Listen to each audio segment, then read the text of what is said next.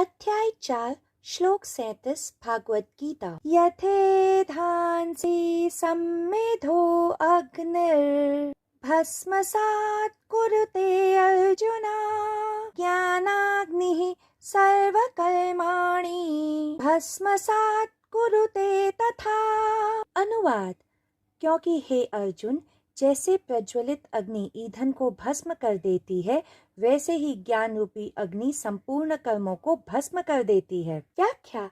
इससे पहले श्लोक में योगेश्वर श्री कृष्ण ने अर्जुन से कहा था कि ज्ञान प्राप्त करने से मनुष्य अपने सभी पापों के पार जा सकता है।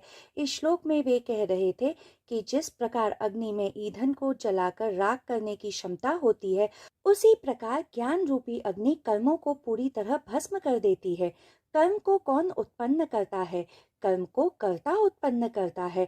कर्म उत्पन्न होकर जीव आत्मा में अज्ञान के कारण इकट्ठा होते रहते हैं।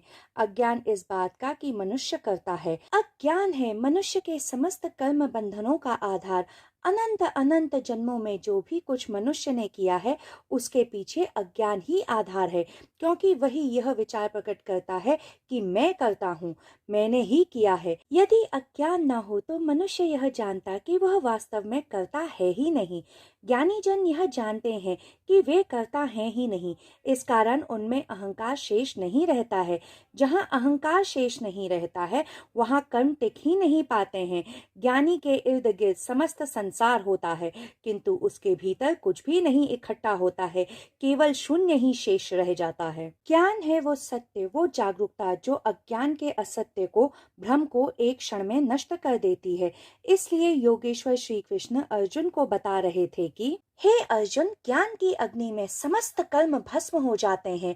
इस कारण तू चिंता मत कर कर्म की, बस तू कर्ता मत बन। यदि तू युद्ध अकर्ता की तरह लड़ेगा तो तू कर्म अर्जित नहीं करेगा, किंतु यदि तू कर्ता बनकर युद्ध लड़ेगा तो अनेकों अनेकों कर्म इकट्ठा करेगा।